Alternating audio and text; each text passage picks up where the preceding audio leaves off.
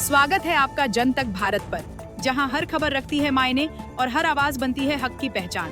आइए जानते हैं आज की बड़ी खबरें विस्तार से। बात करते हैं लोकल खबर की। उत्तर प्रदेश के श्रावस्ती में हैया शाह बाबा की मजार पर बने अवैध निर्माण को प्रशासन ने गिरा दिया है। यह कार्रवाई पूरी सख्ती के साथ कैमरे में कैद हुई। अब नजर डालते हैं राज्य की खबरों पर।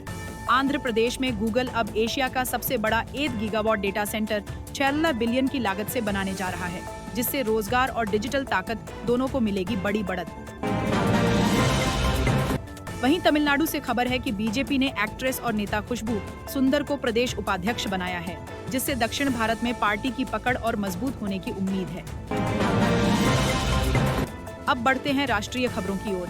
127 साल बाद बौद्ध धर्म से जुड़ी पिपरहवा की दुर्लभ मूर्तियां भारत वापस आ गई हैं। 14 मिलियन की कीमत वाली ये विरासत अब दिल्ली के नेशनल म्यूजियम में आम जनता को दिखाई जाएगी। सेना में बदलाव के तहत लेफ्टिनेंट जनरल पुष्पेंद्र सिंह अगस्त से नए vice chief of army staff बनेंगे और वाइस एडमिरल कृष्णा स्वामीनाथन को वेस्टर्न नेवल कमांड की जिम्मेदारी सौंपी जाएगी। कॉमर्स मिनिस्टर पीयूष गोयल ने दावा किया है कि भारत जल्द ही दुनिया की तीसरी सबसे बड़ी अर्थव्यवस्था बनेगा। यूएई, यूके और एएफटी देशों से व्यापार समझौते हो चुके हैं और राष्ट्रीय हित सर्वोपरि रहेगा। पूर्व न्यायाधीश संजीव खन्ना 11 अगस्त को वन नेशन वन इलेक्शन पर बनी संयुक्त संसदीय समिति के सामने पेश होंगे। पूर्व सैनिक कर्नल पुरोहित को कोर्ट ने 9 साल बाद बरी कर दिया है, जिन्हें कांग्रेस शासन में बिना चार्जशीट के जेल में डाला गया था। अब देश को उनसे माफी मांगनी चाहिए। इसी बीच कांग्रेस नेता राहुल गांधी ने ट्रंप के बयान पर तंज कसते हुए कहा, हाँ, भारत की अर्थव्यवस्था मर चुकी है, और मुस्कुराते हुए अपनी बात रखी।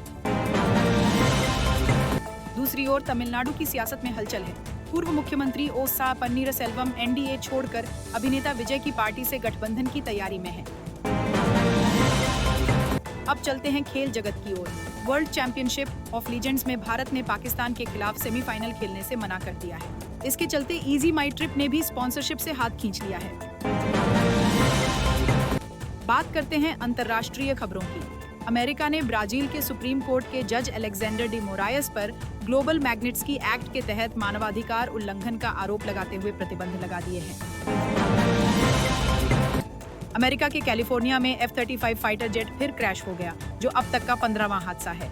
पायलट सुरक्षित बच गया। डोनाल्ड ट्रंप ने भारत पर रूस से व्यापार करने के लिए दंडात्मक कार्रवाई की चेतावनी दी है। वहीं भारत, चीन और रूस RIC वार्ता को फिर से शुरू करने की दिशा में आगे बढ़ रहे हैं। सऊदी अरब के ताइफ शहर के ग्रीन माउंटेन पार्क में 360 डिग्री राइड टूटने से 23 लोग घायल हो गए हैं, जिनमें से 3 की हालत गंभीर है। और अंत में बात करते हैं पर्यावरण और वन्यजीव संरक्षण की। नामीबिया से भारत को और चीतों की सौगात मिल सकती है और ग्लोबल बिग कैट अलायंस का मुख्यालय भारत में स्थापित किया जाएगा।